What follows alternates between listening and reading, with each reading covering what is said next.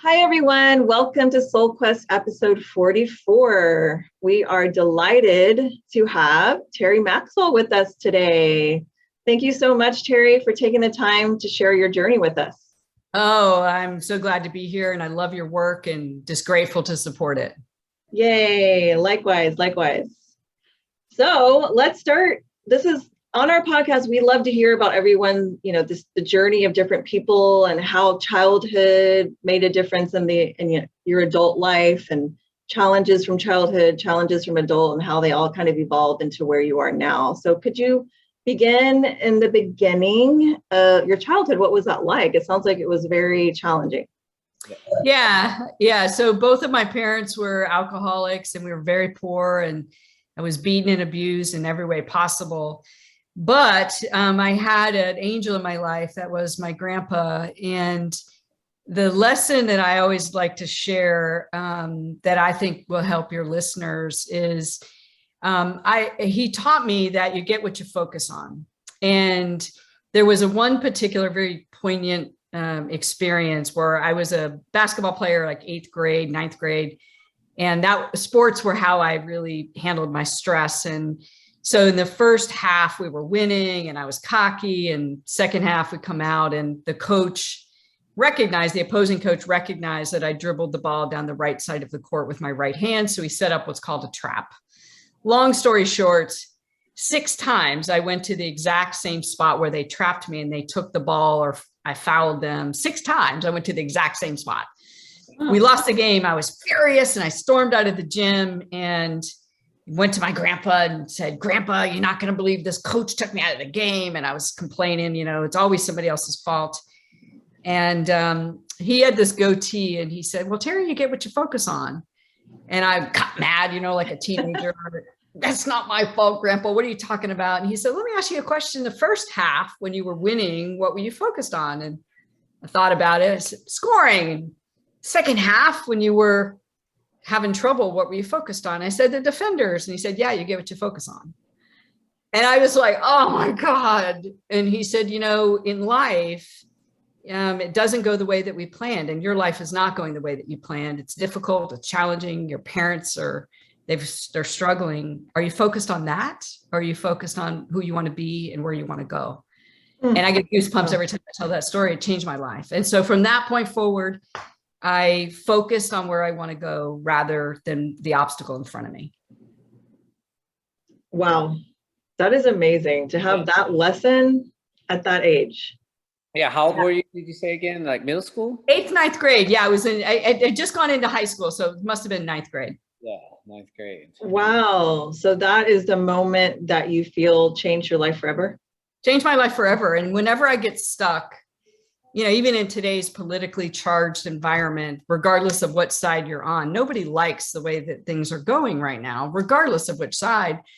What we're focused on, the differences. We're not focused on how can we intend and collaborate to create a more loving, more grace-filled world. And I think if we stopped focusing on what's not working and started focusing on the opportunities to collaborate and to work for good, I think our world would look different.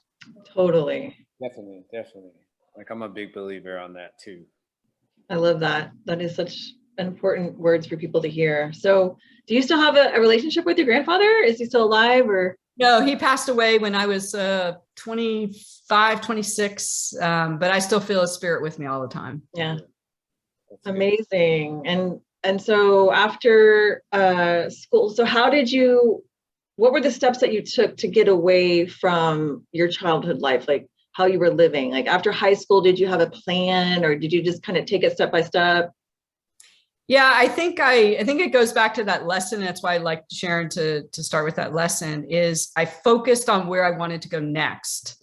Like I couldn't see when you grow up in the kind of poverty, we barely had food. It was a 600 square foot rat-infested trailer. Mm-hmm. So I couldn't see the abundant life that I have today. It didn't seem possible. So I just focused on the next step and I focused on where I wanted to go next. And I knew that the next step, first I had to graduate high school because I left home right after my 17th birthday. in this very dramatic string of events. And I just said, I'm out, and walked out with my gym bag and never looked back. And I would just was the end of my junior year going into my senior year. So first was graduate. That was my next step. And I'm going to focus on that. Then it was, okay, college, is that possible? That became step number 2. And then I got a degree in education. So I'm going to get a job now. And then it was like, hey, this isn't working for me anymore. So what's next? Right. So it's really about focusing on where you want to go next, rather than thinking you need to have it all mapped out. And lo and behold, here I am, almost 60. I've had an incredible career. I've got an incredible portfolio of purpose-driven companies. It's like a purposeful Shark Tank. And I love who I became in the process. I'm abundant, I'm healthy, but it came from that, you get what you focus on. So just focus on that next step rather than what's not working. That's amazing. What an amazing, inspiring story. And also, did you just say you're almost 60? Yeah, because I was going to say that too. Because you look so youthful. Wow. Well, right.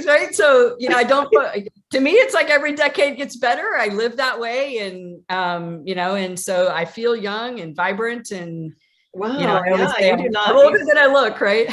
You seem like you would be in your 40s with that. Like, you seem, wow, that's amazing. That shows you that the work that you do and what you focus on really does create change in how you feel. You feel youthful, you look youthful. People are attracted to that energy.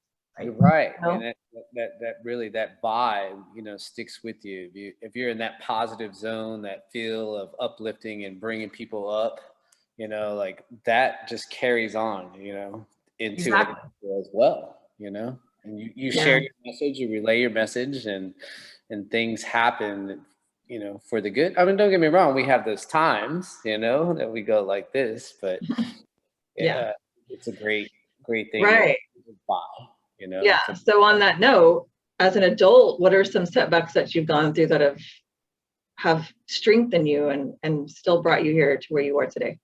Wow, that I've got many I could tell there. So, I'll tell the one that happened most recently. So 2009, I started this purposeful Shark Tank called Share on Purpose.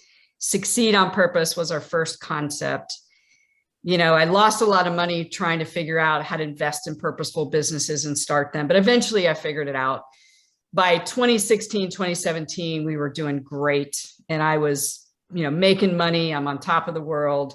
2018 rolls around, largest business loses its largest client. They said they weren't going to pay, left us with hundreds of thousands of dollars in bills. Wow. And I had to lay off my staff. And, not the whole thing, and as I laid them off, then other clients got mad, and we just started losing clients. And this business was probably 60% of all of our profits. And it was just crumbling like around me. So at the point at which I realized there is nothing I can do, this business, it's Phoenix rising, baby. This business is coming down, and I'll pick up the ashes and rebuild it. I'm just going to let it fall. And I had this awareness, not just to focus on what I wanted, but I took it to another level. I said, I think I'm going to be grateful for failure rather than being afraid of it, rather than fighting it. I'm just going to be grateful. When I lose a client, I'm going to be like, thank you. That just means that it's going to give me a different direction. And it was this beautiful thing. And it was so powerful for me that I got the word grateful tattooed to my arm, because it completely changed my energy in my life to be grateful for failure, to let it fail, to be grateful for somehow this is leading me where I want it to be. And it was such a beautiful experience. And obviously we got through that and got back on track. And then COVID happened. So when COVID happened, it was like piece of cake. Let's be grateful for the failure. And I pulled clients together and taught them, the little way that I get through that. And how do I shift my mindset to be grateful for failure? And now I've got all these clients that are loyal because I helped them navigate COVID. I wouldn't have had that perspective had I not lost. I think we lost like $1.4 million in 6 months. It was horrible, but I wouldn't have had the awareness. I wouldn't have had the toolkit. I wouldn't have had the mindset to help all of these clients navigate these last couple of years of COVID, and I literally say, look, this is a $1.6 million tattoo right here. And here's how you do it. And we got through it, and they point back to those early sessions in March 2020 and April 2020 when we were making the pivots. And how do you actually be grateful for things going wrong? And so it's like a level up from you get what you focus on. It's really, you get what you give, and just give gratitude for failure and be okay with it. Yeah, that's true. Sharon and I, we talk a lot about that. Like, I'm a trainer, and sometimes clients go away, and I lose that income. I'm just like, that just means one door closed, another one's about to open. You know what I'm saying? Like, I can feel in that spot, and it might take some time to find somebody, but when you find them, the connection happens. You know what I'm saying? Right. And then you can look back and go, okay, now I know what that was about. And then that person that I meet or comes into my life, like, I learn from them. I always learn from all my clients. Like, whether I'm teaching them what I know, like, they have something to offer to me. I just got to pay attention and listen to that. Right. Trying to tell me. Totally. Yeah. Exactly. Yeah. I live by exactly what you're talking about too. Like, yeah, I like this story that you said, because I kind of went through a similar thing in the last year, and it was a big lesson for me, and I had to keep focusing on the advantage of the situation.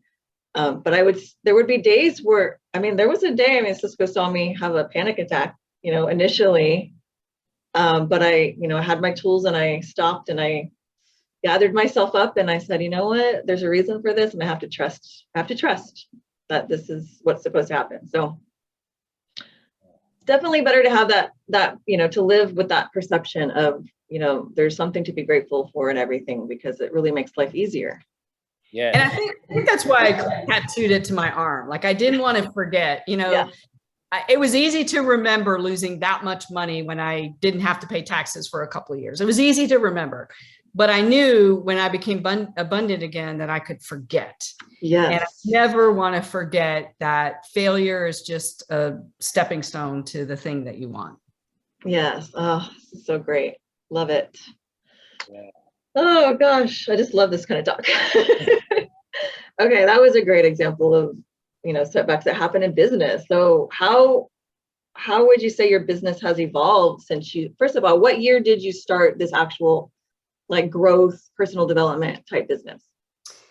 So the holding company started in 2009. The first concept, Succeed on Purpose, which is really where it all began, started in late 2009. And then all of the other businesses came after that. We just launched our 6th concept in the middle of the pandemic. We launched our 6th concept. And I've got 2 more that are moving through the cultivator right now. So it's, 13 going on 14 years that I've been in this purposeful, bring your business and your soul together to do purposeful work, serve rather than sell, purpose then profit. And I just wouldn't trade any of it. And I wouldn't have been here had it not been that belief in you get what you focus on. And then now I've got this new thing, is just be grateful for everything, including failure. Because failure is when you learn your biggest lesson. Yeah. Or you learn the lesson of failure, like, oh, I shouldn't do that. Or maybe I should have done something else. I'm a big believer in that too. Like, I try not to sweat if something happens, like, oh man, okay. Then let's go about going around that and go to, make it happen. Just make it happen. You know what I'm saying? Do what you can to make it happen. Yes, definitely. So what would be an ideal client for you? Like what are the clients looking for? On the business side, shiftco.global, which is the concept that we launched in 2020. They are an entrepreneur that's doing soulful work or trying to make the world better, and they want to grow their profit to grow their impact. So it's not about the money, but money matters. It's not about profits. It's really about their purpose, but profits matter.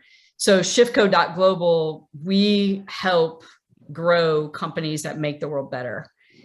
So whether they're just getting started or they're, 2 million in revenue, We've got a program that is a diagnostic prescriptive methodology to help them grow and scale their impact as well as their revenue and profit. So that's that. The other one is Succeed on Purpose. I always come back to that because that's my baby. And that's truly where a lot of the beautiful things that I do today were really born. And we are really there about helping people remove their energy blocks. They're helping them improve their mindset and helping them learn how to attract prosperity energetically. So we have a pretty awesome methodology to help them do that, to actually create the energy stream in your body that attracts what you want rather than trying to work to get it. It's very, very powerful. So those are probably the two areas that, I think match up really well with your audience. But at the end of the day, I mean, people can also reach out to me on LinkedIn. I mean, I'm here to serve, and I, invest in concepts all the time. So that's an option, but it's really about people that are trying to make the world better. And I just want to point them in the right direction to help them get there. Yeah. I mean, most of my clients are older, and, I always like older clients because I always feel like I have something to learn, but then I always feel like they should know a little bit more, but like, man, I'm teaching them, all these different physical things. So like, I get what you're saying. Like, have them, it don't matter how old you are. You're always learning, no matter what age you are. I mean, you can be 80 years old and still be learning something. But like, yeah, dynamic of like, age doesn't really matter, but to bring people together and like come up with there was something maybe in your life that you were missing, but you're here to help them, understand that missing link, so. Yeah. And I think you're right. You hit the nail on the head. I mean, I learned from my clients as well, that it's mutually beneficial that way. Yeah. And I think as you learn from your clients, you start getting these ideas of these other businesses, right? Yeah, exactly. That's where a lot of the collaborations come from, is, working with them. Yeah. And have you written something, published something? Yeah. So 2 books are published and have been out. And then the second book, which was called The New World of Work, that I did in 2012, which was about the virtual work movement. Mm-hmm. A publisher came back to us and asked us to re-release it 10 years later. So the second edition of The New World of Work is coming out this fall, because the publisher was like, oh my God, you guys predicted all of this virtual thing, right? I mean, it was like the stats, it was like to the T, how to make it work. And we wrote it 10 years ago. And so the second edition is coming out, like, what we learned 10 years later, now that it's obvious that virtual work is the way to go, what we learn. So I'm excited about that. That'll be coming out this fall. That's great. You're saying who? I had a co-author in that one. He has a customer service firm that uses gig workers and has, for a long time. And he's like a brother, and we were talking about it. I was seeing this change after I started the portfolio of companies. And I'm like, man, this virtual work thing is a better way to go. Again, this was 2010, 2011, 2012. We started talking about it. He's like, we should write a book together. I'm like, let's do it. So we wrote The New World of Work, released it in 2012. And then now they came back to us, and we're going to do a second edition 10 years later. Oh, that's great. I'm gonna have to pick up a copy. Yeah. I'm excited. I'm excited now because we're kind of hoping back then that we, had it. And now in hindsight, we were like, we were spot on. Yeah. Universities, how do universities need to change? This was 10 years ago. We were talking about this. And now, wow, they look like a totally different thing. Corporations, if you don't figure out how to make virtual work, you're going to lose your people. Well, guess what? Right. So yeah, it's very exciting to see how close we were and how spot on we were. And with 10 years behind us and then COVID in the rearview mirror, it was a pretty fun project. Wow. That's amazing. So oh my gosh. Yeah. Like the whole world had to just like figure it out real quick. Maybe some of them read your book already though. I don't know. Yeah, I don't know. But when you look back and the companies that pivoted and the people that pivoted, they were able to adapt to change really quickly, and they just went mobile and they found a way to make it work. And the companies that now are forcing people back into the cubicle, they're going to pay a price for that. Mm-hmm. Totally. You're right. Wow, so much has changed in the world. Yes, it has. Well, you guys are doing good work. So tell me a little bit about how you serve, because I'm always interested in that. Oh. Now we're put on the spot.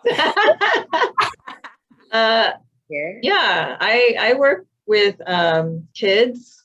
So I'm a life coach for kids, or I'm helping kids deal with their emotional management and building up their self-esteem, because I felt like that was something I needed. So when you tell the story about when you're 8th and 9th grade and your grandfather tells you that one thing that just clicks, I want to be that person for, kids all over the world. And so when COVID hit, I went global.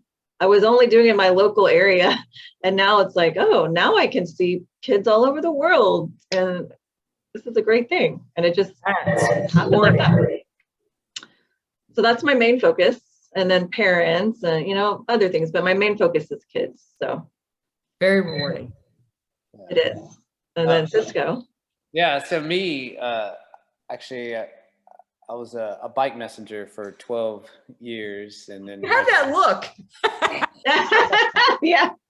Yeah, cyclist as well. So my job came to an end, and I'd always been in fitness. I've been racing bikes and triathlons and road racing and mountain biking and cyclocross and all that. And I was like, oh man, I'll just go into training. And, I was bonking all the time. Well, not all the time, but I was bonking from race to race. And I was like, man, let me get in. I've always been exercising, but man, it wasn't until I got into the schooling certification of all personal training. And next thing I knew, I was like, man, I need to share this. You know what I'm saying? I need to share my failures with people, because they come to me and they're like, hey, I want to do this and that. And of course I taught them about nutrition and target heart rate monitoring and stretching and all the whole shebang that comes with fitness. And next thing you know is I just started I feel like sometimes when I get clients, I just start speaking in tongue, whoa, I get possessed, because I just have so much passion and love for what I do that, and I have, my client range is 5 years old to 80, so I learn from little kids of what they can do and what they can't do. And mainly I just try to teach my failures from a fitness educational level, hey, look, I know, but everyone's different, but hey, let's try this and that and this. I always throw what people can do. I work with people, what are you capable of doing? What kind of physical ailments you have? Medication, what? All right, look, let's take it from, you got to feed me what's up with you, and I'll give you just a remedy or prescription, or how to go about becoming a better person, not just, physically, spiritually, emotionally, mentally, all that, in one, because you never know what you're capable of doing until you do it. I've had people who couldn't do anything when I saw them, and then a month later, they're just like, "Oh my God, I just did that!" Yes, you did. What I'm saying? Pat yourself on the back. I'll give you a hug, and anything's possible. Don't ever doubt yourself. Whether if there's something up with you physically or mentally, you can overcome those challenges the best you can. You just have to apply yourself and want to do it. You know what I'm saying? I always tell people I'm a medium. Just just hear me out. And if you want to try what I'm saying or add what you want to do, let's work together. You know what I'm saying? That whole thing of working together, and I'll do my best to help you, and you do your best to help yourself. Love it. And I can tell both of you are super passionate about what you do. And that's, to me, what soulful work is when you were meant to do it and you feel like you're in your zone. There's no better place to be than that. Yeah, totally. Yeah, we need to look into your programs. I think we could use help in any way, I like to get dabbles of everybody's wisdom and kind of take it in and digest it and use it to my benefit, learn. I love to learn. So we'll definitely be keeping in touch and watching you and what you have to offer. And we'll link all of your links and your book and everything with the show notes, and we'll definitely, share this with everyone. And we're so thankful that you're here. But could you tell us before you say goodbye, what are maybe one thing or a couple of things, maybe a book you want to share, or something you like to do every day, something that uplifts you every day, that you have to do in order to stay balanced? For me, it's meditation, and really being in the practice of moving myself into the present and trying to stay there as much as possible. When you're a serial entrepreneur with multiple businesses and multiple people that work for me in different businesses with multiple clients, my calendar can get like this, and it's so easy to race to the next meeting. But I've trained myself to stop, even if I'm 5 minutes late for the next meeting, and take just 5 minutes in between and just say, you know what, I'm just going to breathe for 5 minutes before the next meeting. I'm present for that next person and not racing from meeting to meeting. So that's the practice. I start with breath and meditation in the morning to get centered. And then throughout the day, unless it's really critical, I either end 3 to 5 minutes early, or I let somebody know I'm going to be a couple of minutes late because I need my breathing time, and I breathe so I'm present for the next person. That is great advice. I have to do that too. If I have a lot of clients in a row, I have to stop and just breathe a little bit before I move on. Otherwise, I can't give them what they need. Exactly. Yeah. I'll just say I'm the opposite. Like this morning, I had 5 back-to-back clients. 5, 6, 30. Like, I'm just like boom, boom, boom, one after another. But I don't know. I kind of live for it. Like it. He loves adrenaline and just like go, go, go. He has that energy in him that you're kind of different. I need that in between. But don't get me wrong. After I'm done with those 5, I'm just like, then I can chill out. Then you can chill, right? and just breathe, or just kind of lose my mind in something else. But then, I got to pull out my little book, and, I'm a hand pen. I got my 4-color pen here. Everything's colorized. And, I just map my day or my week out, like. It's on fire. Well, thanks for having me on. And, when you send the links over, we'll share them with our Shift Code community, and they love shows like yours, and they'll, want to hear more about it. So we'll share it. We'll share it there, and with Succeed on Purpose, and spread the word of the good work you guys are doing. Great. Thank you so much. And likewise, we'll do the same for you. We can't wait to share this. Yeah. Great to meet you guys. Hey, Terri, thank you. So much. Thanks, guys. Catch you. All right. Bye-bye. Bye. Bye.